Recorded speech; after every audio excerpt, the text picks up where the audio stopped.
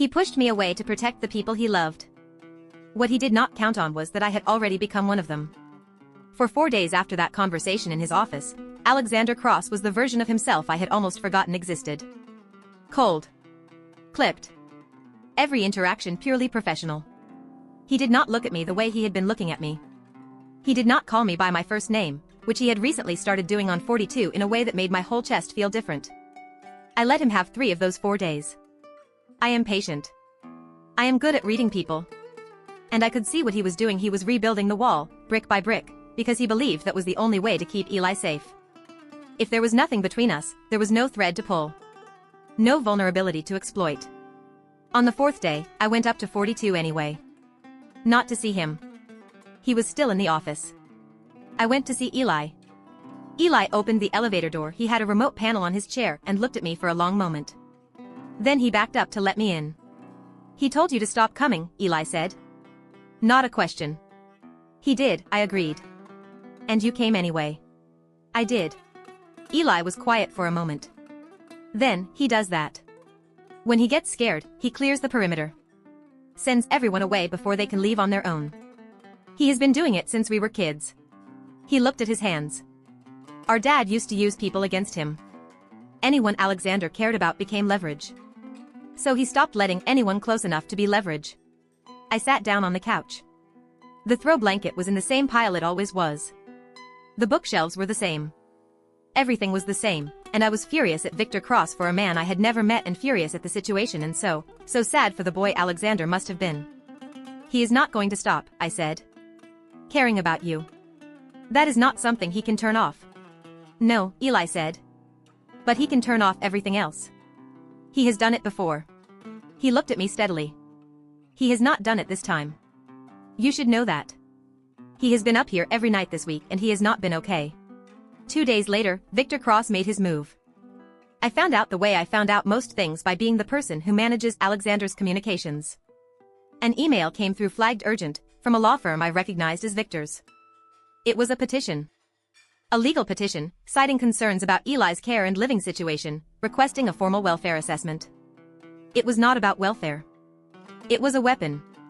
Victor had found out about Eli's location, not the details, but enough, and he was using the legal system to force access. A welfare assessment would mean investigators. Investigators would mean exposure. Exposure would mean every business enemy Alexander had ever made would know exactly where to find the one person who could hurt him. I sat at my desk for exactly 90 seconds. Then I picked up my phone and called Dana. I need everything you can find on Victor Cross's current legal and PR vulnerabilities, I said. And I need it today. Dana did not ask questions. That is why she is my best friend. I also did something I had never done in 2 years. I walked into Alexander's office without knocking, closed the door, and put the printed email on his desk. He read it. His jaw tightened. His hands went flat on the desk. I have a plan, I said. He looked up at me. Sophia. I told you. I know what you told me. And I understand why. But you have been fighting this alone for 12 years and it is not working anymore, and I am standing here telling you that you do not have to. I held his gaze. Let me help. Not as your assistant. As someone who is choosing to be here. Let me help you protect him. The silence was long enough that I counted my own heartbeats. Then he said, very quietly, what is the plan? Dana had found something. Something significant. Victor Cross had been quietly misrepresenting assets in a trust that technically still included Eli as a beneficiary. It was not front-page news on its own, but combined with the timing of this welfare petition, it painted a picture of a man using legal mechanisms to gain control of assets, not to protect a son. We had 24 hours to file a counter-response and get ahead of the story before Victor's lawyers moved. Alexander worked through the night with his legal team. I stayed. I coordinated.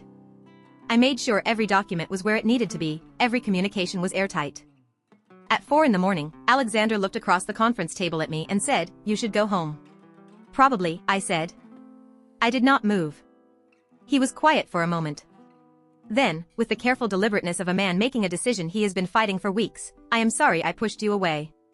I know you were trying to protect us. I was trying to protect you, he said. And I think I forgot that you are not someone who needs protecting from me. You are someone who he stopped. Started again. You are someone I want to stop pretending I do not need. And that was when Victor Cross walked through the door. Victor looked at me the way a chess player looks at a piece he has just decided to remove from the board. Then he looked at Alexander and said, very pleasantly, "I see you have found yourself a vulnerability after all, son." And Alexander stepped in front of me. Physically stepped between me and his father. And I understood in that moment that everything was about to come to a head and that none of us were walking out of this building the same.